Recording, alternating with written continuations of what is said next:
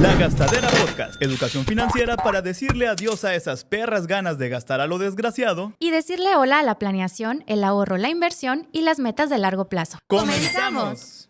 Bienvenidos, bienvenidas amantes de La Gastadera, acomódense, relajen la cartera y disfruten de esta sesión de finanzas personales con un toque de psicología.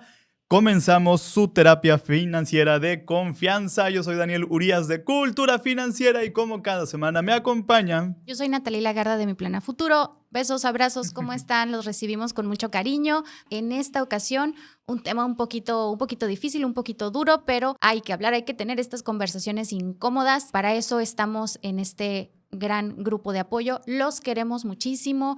Nos encanta leer sus comentarios. Les pedimos, por favor, antes de iniciar, que nos dejen su like, nos dejen su comentario, se suscriban al canal, compartan este contenido. El día de hoy vamos a tratar un tema en especial que vale mucho la pena ser compartido. Seguramente, si no es que ustedes saben de alguien muy cercano que está pasando por esta situación. Vamos a comenzar con este tema que es bien complicado porque vamos a hablar de personas que están ahorita atrapadas entre dos mundos o entre dos necesidades, ¿no? Que es la de prepararte para tu retiro, pero al mismo tiempo estar ya atendiendo algunos gastos de tus padres. Es decir, trabajar en pensar en mi mañana y atender el presente de tus padres que ya les llegó esa etapa de retirarse y que probablemente no tienen una pensión o el monto que reciben es muy bajo y requieren que económicamente los apoyes. Cuando tenemos asesorías, Daniel, preguntamos a las personas si tienen dependientes económicos o si apoyan económicamente a alguien cercano. En algunos casos, pues nos dicen que tienen hijos, pero en muchos casos, a lo mejor igual que la cantidad de personas que nos dicen que tienen hijos o más, nos dicen que apoyan a sus padres, que son adultos mayores, a lo mejor que sí trabajan, pero que no sé, tienen algún tipo de enfermedad o que no trabajan ya. Entonces, es una situación súper común que vemos personas que dicen, es que sí quiero ahorrar para el retiro, yo sé que tengo que hacerlo, pero se me está juntando con el retiro de mis papás, se me está juntando con la jubilación, con la pensión, con las enfermedades que están padeciendo mis papás y en algunas ocasiones también con los gastos de mis hijos. Sí, ahí es donde se empieza a poner más complicada la malavariada porque son varias esferas las que tenemos que tratar de mantener en equilibrio y muchas veces sucede que empezamos a ver cuáles son las prioridades, por supuesto, educación, comida de los hijos es básico, salud, etcétera. Luego piensa uno es que no, es que los demás son más importantes, voy a ayudar a mis papás y llega el punto en el que puede ser que me olvide de mí. Además. Y entonces esto genera una tensión muy grande desde el aspecto económico, emocional. Y lo que queremos decirles en el arranque de este episodio es que no están solos en esto. Créanos, es una situación. Yo sé que el saber que le pasa a muchos, ¿no? Como dicen, el mal de muchos, consuelo de no sé qué. Pero esta es una situación que ya implica un reto para esta generación. Entonces, digo, el de inicio saber que probablemente sea una situación por la cual no estás atravesando tú solo, pues te puede dar un poco más de calma de abrir la conversación incluso en círculos, ¿no? Con tus amistades, con tus primos, con que se pueda hablar más de ese tema porque además también muchas veces lo traemos como un secreto, ¿no? Como una carga de, híjoles, que estoy bien mortificado, es que no me alcanza, es que ya no puedo salir, es que no puedo ahorrar por esta situación, pero nos lo guardamos. Y también en la medida que tengamos este espacio para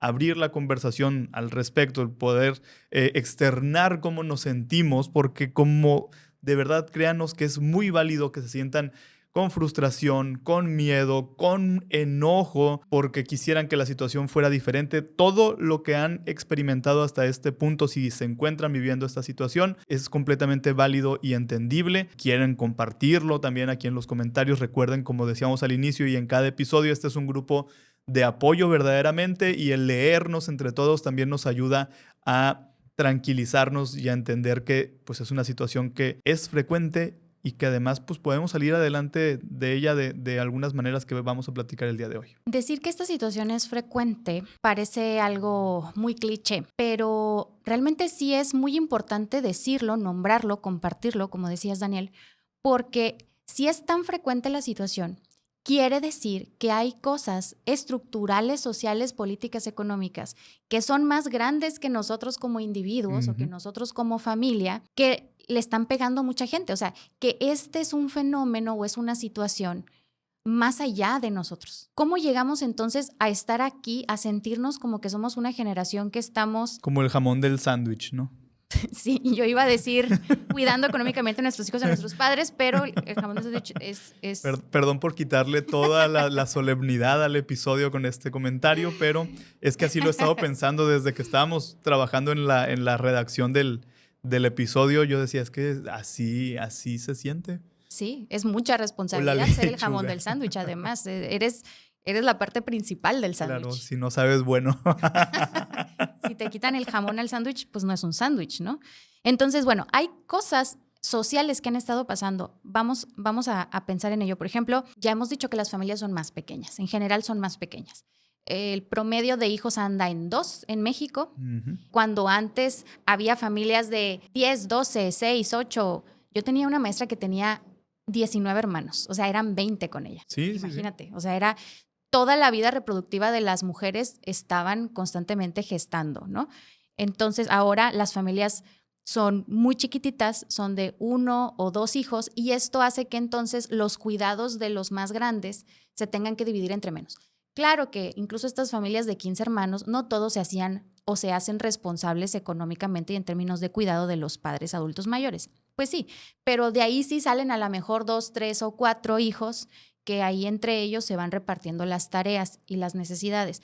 Pero ahora con familias de 2 o 3 hermanos, entonces ya como que las probabilidades y las cargas son más altas. Si a esto le sumamos los cambios tan importantes que ha habido en el sistema de pensiones, que realmente se encuentra rebasado, ¿qué sucede? Que muchas de estas personas que hoy ya están retirados, que tienen hijos, pues o tienen pensiones muy pequeñas porque además, pues quizá trabajaron un tiempo en la formalidad, luego trabajaron varios años fuera de esta, no alcanzaron un monto considerable o tienen una pensión muy chiquita. Entonces es muy importante también que veamos esto en el reflejo de nuestros padres. Si ellos no tienen una pensión el día de hoy o es un monto muy pequeño que no es suficiente precisamente para cubrir gastos básicos importantes, ¿qué va a pasar con nosotros? Porque todavía la generación de los millennials para abajo, sí, para abajo, o sea, como centennials, etcétera, para allá, pues todavía más complicado. Nuestras condiciones laborales han cambiado todavía más. Ya no hay muchas personas que generen esas antigüedades, ¿no? De 20, 30 años en el mismo empleo. Estamos ya bajo el sistema de las Afores, que sabemos que a pesar de que es bueno, va a ser insuficiente. Ese es un hecho si no lo complementamos. Entonces, es importante sí vernos en el espejo de nuestros padres desde esta perspectiva. Oye, para ellos no está siendo suficiente, que todavía las cosas no eran tan colapsadas como se encuentran en este momento económicamente hablando respecto al sistema de pensiones. Y por el otro lado también verlos desde una perspectiva con mucho cuidado, porque sí hay todavía quienes tienen a sus papás con pensiones buenas, que papá y mamá incluso tienen los dos su pensión y viven tranquilos y no hay tanta atención para los hijos, pero eso no significa que yo no tenga que preocuparme por mi pensión. A mí ha habido quien me lo dice, es que mi papá nunca se ha preocupado por eso. Pues sí, pero tu papá no eres tú y las condiciones bajo las cuales él trabajó y se retiró y se pensionó son muy diferentes a las que tú estás enfrentando en este momento. Entonces sí es importante también tener en cuenta estos cambios. Por supuesto que la esperanza de vida, porque la esperanza de vida crece, pero los ingresos no solo no crecen, sino que no se van a mantener durante la tercera edad de muchas personas. Es que pensémoslo, en pocos años, en unos 20 o 30 o 50 años a lo mucho, las personas han pasado de vivir con una esperanza de vida de 50 o 60 años a vivir con una esperanza de vida de 70, 80 años. O sea, las personas viven 20 o 30 años más y eso es algo que genera muchísima necesidad económica, carga económica en las familias. No es lo mismo atender a tus papás adultos mayores con una esperanza de vida de 60 años que atenderlos con una esperanza de vida de 80 años, o sea, durante 20 años más, ¿no? Entonces, pasa lo mismo en la familia como pasa lo mismo en el sistema de pensiones. O sea, no es lo mismo atender a estas personas con una esperanza de vida más baja que atenderlas cada vez más tiempo. Cada vez más tiempo y cada vez a más personas, porque además la tendencia en el envejecimiento en nuestro país es que cada vez va a haber más adultos mayores, cada vez va a haber menos personas trabajando en el sistema que genera estos recursos para pagar esas pensiones. Entonces va a estar muy complicado. Ya está complicado, pero esto no tiende a ser mejor. Por eso no es que estemos pecando de pesimistas, sino que tratamos de ser muy realistas y sí es importante estar muy conscientes de en qué lugar estamos, porque además también las condiciones laborales que prevalecen en nuestro país, vamos a hablar de México, seguramente esto ocurre en Latinoamérica y otros lugares, pues son bien complicadas. Sí, son muy diferentes a lo que sucedía hace 50 años. A lo mejor algunos de ustedes están pensando, esto creo que no me ha llegado a mí a impactar, pero hagamos cuentas. ¿Qué implica apoyar económicamente a tus papás, tus tíos, tus abuelos, o sea, las generaciones más arriba que tú? Pues sí, claro, el hecho de pasarles una ayuda mensual directamente para su manutención, para su vivienda, para su comida, medicinas, eso sí, claro. Pero también pago de servicios médicos, consultas, laboratorios, estudios, esas cosas que a veces no están cubiertas por las instituciones públicas si es que la persona tiene un servicio de salud con una institución o que pública. deberían estar cubiertas, pero estamos con un sistema también de salud que ha colapsado y muchas de las necesidades inmediatas de análisis, de medicamentos que provienen de una consulta que te haces en el IMSS o en el ISSSTE, terminan en un gasto del bolsillo del derechohabiente, en una farmacia, en un laboratorio, porque no hay insumos, porque no hay estudios, porque no hay muchas cosas. Entonces, también hay varios gastos que se cubren del bolsillo directo, en este caso, pues de las personas retiradas, y si no tienen recursos, entonces ese gasto viene del bolsillo de la familia. Y gastos, estamos hablando aquí de entrada de gastos que podrían ser rutinarios, pero gastos imprevistos, ¿qué tal? Hospitalizaciones, cirugías, caídas que son súper frecuentes en los adultos mayores y que hay que atenderlas, traslados, también suelen correr del bolsillo de los hijos, de los sobrinos, de los nietos, y ni se diga el tiempo invertido en el cuidado de las personas. Eso también es económicamente importante. Las personas que cuidan, que atienden, que hacen la comida, que hacen la limpieza en casa de sus papás, de sus tíos, de sus abuelos, adultos mayores, esto también es económicamente productivo, ¿no? O sea, porque además limita el trabajo de esa persona. Pudiera estar trabajando en otra parte, pudiera estar ganando dinero con esas actividades. O tiene también que dividirse entre el cuidado de sus hijos o de repente dejar a sus hijos con alguien a su cuidado, pagarle a una niñera, niñero, para que los cuiden y entonces también eso implica muchos movimientos dentro de la vida y de la organización de una persona. Así es importante. Y esto puede parecer como algo aislado, pero la verdad es que yo que he trabajado bastante con población de adultos mayores en México, son cosas que todas las familias están viviendo de alguna manera.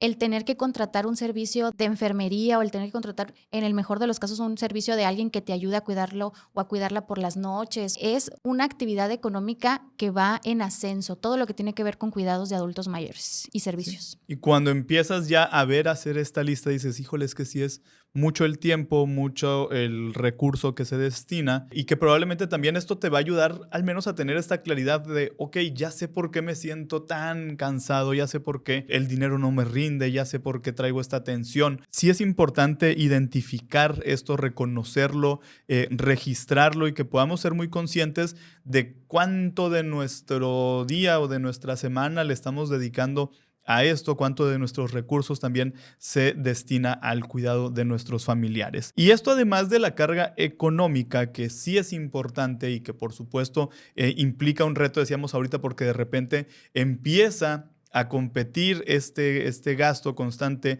en el cuidado de mis padres o de mis familiares. empieza a competir con mi propio cuidado y con mis propios ahorros para mi vejez. Entonces, sí es por supuesto que es muy importante la parte financiera, pero también hay una carga emocional tremenda en muchas personas. Naturalmente uno va a sentir culpa por no poderlos ayudar más. Naturalmente sientes empatía y quisieras poder estar más. Naturalmente puedes sentirte frustrado o enojado, enojada con el hecho de que, ¿por qué no se planeó mejor esto, no? ¿Por qué lo tengo que resolver yo ahorita? ¿Por qué yo soy la o el que tiene que meter las manos a organizar esto? ¿Por qué nadie pensó antes o el sistema, ¿no? Porque el sistema de pensiones de jubilaciones, el sistema laboral no está funcionando, más el agotamiento, más el cansancio del cuidado y la atención a hijos, a papás, el propio cuidado, el propio trabajo y el miedo al futuro, por supuesto, ¿no? Porque es un espejo. Entonces, ya que vemos esa situación y muchas personas me lo comentan, ya que estoy viendo lo difícil que lo está pasando mi papá o mi mamá, eso me hizo rebotar y pensar, ¿cómo le hago yo para no estar en esa situación? También nos lleva a esa reflexión. ¿Qué va a pasar conmigo en el futuro? ¿Qué va a pasar con mi salud? ¿Qué va a pasar con mis cuidados? ¿O qué va a pasar con mi situación económica? Entonces son preguntas muy fuertes. Y les decíamos hace rato que pues esta es una situación que ocurre cada vez con más frecuencia y hablábamos de que es un problema estructural para que también tengamos muy claro que no es una falla de mi persona. Yo no le estoy fallando a nadie por lo que quiera que esté haciendo o no esté haciendo en este momento. Es una situación que va más allá. Estamos haciendo lo que podemos con los recursos que tenemos disponibles. Y aquí me gustaría leerles brevísimamente una pequeña reflexión sobre esta sensación que probablemente algunos de ustedes pueden tener de que dices, es que seré un mal hijo por sentirme cansado, por a veces no querer ayudar a mis padres, me hace una mala persona y voy cargando con esa sensación de es que me estoy portando gacho, pues soy gandalla. Y lo que les quiero decir, y espero que de verdad pueda resonar un poco si tienen alguna preocupación como esto, es que no eres un mal hijo por sentirte cansado, eres un ser humano que está tratando de sostener muchas cosas a la vez. Sentir frustración, agotamiento o incluso querer soltar la carga no te hace una persona menos amorosa, más bien te hace una persona consciente de tus límites. Ayudar a tus padres no debería implicar abandonarte a ti mismo y a veces, pues también amar a alguien es poner límites claros desde la parte del respeto, desde la verdad, y no se trata de que hagas todo el tiempo, sino de hacer lo posible sin que esto implique romperte. De verdad, vivan reconociendo todo lo bueno que están haciendo y vamos trabajando en entender que también yo soy importante para que todo lo que estoy haciendo a mi alrededor también siga funcionando. Está padrísima esa reflexión, Daniel. Es algo que hay que estarnos recordando constantemente también y compartan estas palabras con quien necesite escucharlas, porque hay muchas personas que necesitan escucharlas en este momento. En algunos casos se puede prestar a hablar con los padres, con los abuelos, con los tíos para poner estos límites. En algunas ocasiones no, y a lo mejor no vale meterse ahí, pero en algunas ocasiones sí es importante sentarse con ellos y de manera muy respetuosa y amorosa decirles, hasta aquí está mi límite, ¿no? Con estas horas puedo ayudar, con esta cantidad de dinero, con este súper una vez al mes puedo ayudar, o sea, puedo ayudar, pero hasta aquí. Porque si no, si damos más allá de lo que naturalmente nuestros límites, o sea, si estamos constantemente nosotros mismos saltando nuestros límites, vamos a hacer una olla de presión, vamos a explotar en algún contexto, de alguna manera. Y algunas personas siempre te van a pedir más incluso, porque, oye, pero esto siempre me habías dado y nunca te habías quejado, nunca te había pesado. Hay que reconocer también, hay gente muy ingrata y hay gente muy gandalla que pero es que yo me lo merezco, yo soy tu papá, yo soy tu mamá, yo te di todo, yo te di la vida y no te la estoy cobrando. Y muchas cosas que al final son producto de una falta de comunicación o de claridad. Decíamos, va a haber con quienes de plano ya sabemos que no se puede dialogar porque se intentó una o varias veces y no tuvo resultados positivos. Pero si de repente me llevo la sorpresa de, oye, pues es que esto para empezar se trataba de hablarlo y como dice Natalie, de establecer los límites de arranque, entonces yo esperaría que la otra parte entienda y diga, ok, entonces ya me quedaron claros cuáles son tus límites, hasta dónde puedes, no te voy a estar exigiendo más de eso, porque es bien fácil, si ven que yo hago circo, maroma y teatro para conseguir lo que estas personas, que son mi familia y son muy amados y todo y muy cercanos y todo lo que ustedes quieran, necesitan, pero pues casi que a su parpadeo yo estoy tratando de complacer o de cubrir esas necesidades, sin importar los límites, sin importar que yo pueda, sin incluso considerar si a lo mejor me estoy endeudando o estoy dejando de pagar cosas yo importantes en mi casa para responder, porque soy una persona que siempre quiere ayudar, que siempre quiere resolverle a los demás, pues entonces me van a seguir pide y pide y pide sin miramientos. Puede haber personas muy comprensivas y respetuosas que entiendan el límite que estás poniendo y entonces lo acaten o lo sigan, pero acuérdense que el límite es para uno mismo. Si yo digo es que ya no te puedo dar más de 100 a la semana, ejemplo, entonces el límite es para que lo siga yo. Si yo no sigo mi propio límite, no podemos esperar que la otra persona también lo respete. Que la otra persona no te diga, no me des 100 porque me dijiste que me ibas a dar 50. No, el límite empieza por uno mismo. Entonces, hacer un límite es hacer un acuerdo con uno mismo, de respetarse uno mismo, de respetar nuestras propias posibilidades, nuestras propias necesidades y nuestros propios deseos. Eso es algo bastante psicológico y requiere una curva de aprendizaje, de adaptación. No lo vamos a hacer perfecto desde el principio, pero pónganlo en práctica y vayámoslo puliendo. Además, tenemos aquí otras soluciones más prácticas, además de lo de los límites, como puede ser organizarnos un poquito mejor. Si ya lo vamos a hacer, pues incluyámoslo en el presupuesto. Sí, claro. O sea, una parte es la conversación que voy a tener con mis seres queridos a quienes apoyo y tratar primero de establecer, oigan, me estoy reorganizando. Vamos a platicar de ese tema. Y esa es como la parte emocional, social, familiar, conversacional del tema.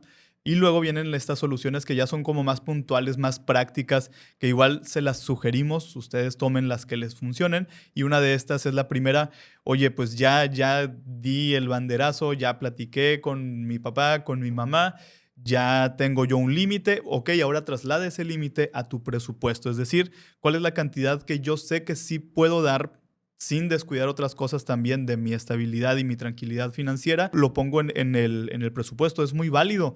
Y recuerden que el presupuesto va evolucionando conforme nuestra vida va avanzando y conforme nuestras etapas también van cambiando, ¿no? Entonces, a lo mejor cuando tenía 20 mis padres todavía trabajaban y no requerían ningún apoyo económico, pues mi presupuesto no iba a incluir ayuda a mi papá o a mi mamá. Pero a lo mejor ahora esta nueva etapa de tu vida requiere un cambio en tu presupuesto y hay que agregar esa sección de ayuda a tus familiares. Híjole, es que ¿sabes qué? Estoy pensando también que aquí entra otro tema bien interesante, que es la relación entre los hermanos. Híjole, es... Para los que nos están escuchando, Daniel hizo una cara de susto. Es todo un tema que se repite y se repite, porque otra vez, si son 5 hermanos, la verdad, en la realidad, la carga económica y de cuidados no se reparte de forma equitativa. No, o sea... Es lo ideal. Habrá familias en las que definitivamente sí, pero la gran mayoría hay un grave problema y se empiezan a crear muchísimas fricciones entre hermanos porque hay quienes no aportan nada, hay quienes no se reportan, hay quienes ni una llamadita, hay quienes ni un... Sí, pues ni lo básico, ya deja tu dinero, o sea, ni atenciones mínimas, tiempo, ¿no? Ni tiempo, entonces... Esto genera otro problema, ¿no? Como que nace otra rama de problemas, que es los problemas que empiezan a haber entre las familias, las fricciones que empiezan a haber entre los hermanos. Y entonces es algo que los cuidadores, porque esto es ser un cuidador de una persona adulta mayor, es algo que los cuidadores también andan por ahí procesando en sus cabezas. Además de todo lo que ya dijimos que traen cargando en la mochila, también se une el problema familiar con la hermana o los hermanos que no aportan. Entonces, ajustemos las expectativas. Y si lo extendemos, y créanos, estamos hablando y ustedes, por favor, no nos dejen solos en esto, no nos hagan quedar como habladores o mentirosos. Estamos hablando del prototipo de familia mexicana, probablemente latina, pues, ¿no? O sea, esa es la bronca con los hermanos, pero luego vienen los tíos, que también es, ay, no, es que es que Juanita es bien malagradecida con sus papás, ellos le dieron todo, le dieron estudio, le dieron la escuela y mira ahora. Entonces, y todo el mundo opina. Sí, y todo el mundo opina y todo el mundo juzga y todo el mundo genera tensión. Entonces, por supuesto que hay muchos elementos a tu alrededor que pueden llevarte a esa culpa, a sentir esa culpa, o que te criminalizan, o que es bien importante también otra vez empezar a dividir, hagan de cuenta esto por canales y decir, a ver, ¿cuáles son estas voces que están generando ruido en esta situación? Ok, están los hermanos fregando, están los tíos, están mis abuelitos que ahí andan todavía, están mis papás, etcétera, etcétera. ¿Y cuál es la voz realmente relevante en esto? La primera que tienes que tomar en cuenta, pues la tuya, ¿no? La de tu esposo, la de tu esposa, porque también viene esta situación, pues quienes ya viven en pareja, pues es parte, viene con la situación, ¿no? Y es alguien que te tendrá también que apoyar. Suele pasar incluso que la pareja se vuelve un detractor en todo esto. Entonces, créanos que estamos la cosa se pone bien muy complicada. Conscientes de que están enfrentando muchos retos. Y pues con esto tratamos pues más de darles un respiro y una pequeña ruta de organización, ¿no? Decíamos ahorita en la parte de las acciones prácticas, el presupuesto. La otra es trabajar también en un fondo de ahorro exclusivamente para emergencias de tus papás. O sea, una es el fondo de mis emergencias, el otro es yo tener ese fondo exclusivamente para emergencias de papá y de mamá, porque también decíamos que las emergencias, las caídas, los problemas de salud son una de las fuentes de salida de dinero más importantes, y si me agarran a mí desprotegido para eso, pues me va a costar también poder ayudar. Hay también, y hay que investigar, apoyos que pueda haber desde programas sociales locales, si hay alguna posibilidad de calificar alguna pensión mínima, algún apoyo alimentario, asociaciones, fundaciones que ayuden a adultos mayores. Es decir, hay que ver todos los recursos que tengamos a nuestro alrededor y ver de qué cosas podemos echar mano para que esta carga se distribuya mejor. O sea, no que sea menos, no, o sea, pero cómo distribuyo este peso de una manera más balanceada, ¿no? Decíamos ahorita, si hay familiares y hay comunicación y no están en esta situación de tensión o de frecuente discusión, de dividir, más bien ver cómo podemos sumar con familiares, con hermanos, con primos, con tíos, para que de esta manera pues también tengas este respaldo. A veces, insistimos, no es que no quieran, no es que no les interese, es que probablemente no hemos levantado un poco la voz para decir, ya no puedo. Es verdad. Ayúdenme. Es verdad, tienes toda la razón. Y hay gastos que a lo mejor los podemos optimizar.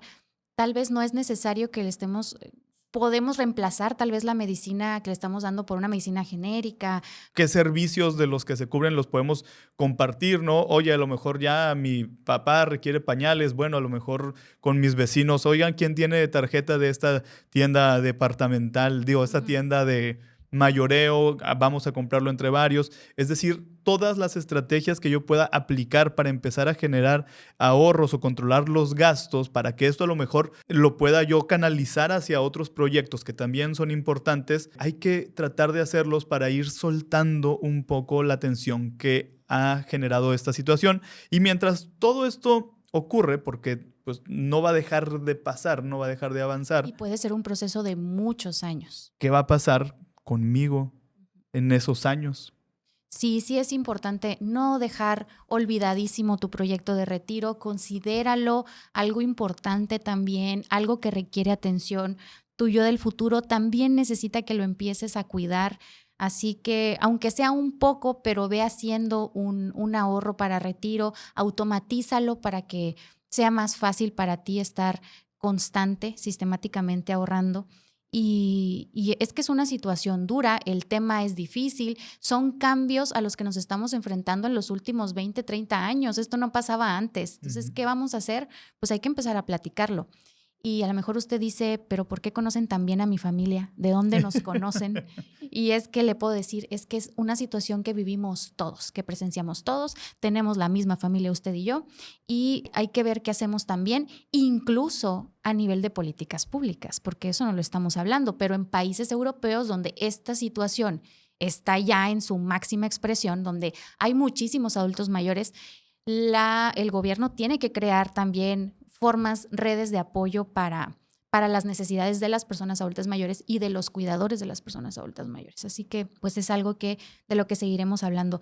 No se trata de ser egoísta, se trata de también ser responsable con uno mismo y de que este cuidado sea sostenible en el tiempo. Porque si me canso en un año, todo se viene abajo. Entonces tenemos que pensar en un proyecto de largo plazo. Y aprender, ¿no? También de lo que decíamos ahorita, veo esta situación, más allá de que me lleve constantemente a la preocupación, que esa será la primera reacción, la más natural y esperada.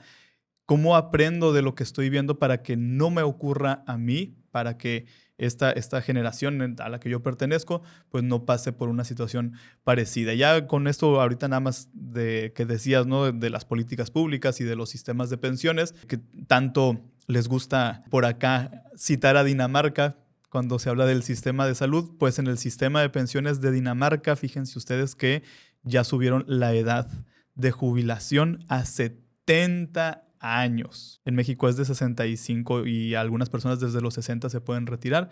En Dinamarca ya hace poquitito subieron la edad de jubilación a los 70 años porque ya no es sostenible financieramente estar cubriendo tantas pensiones. Entonces, pues imagínense, si eso sucede...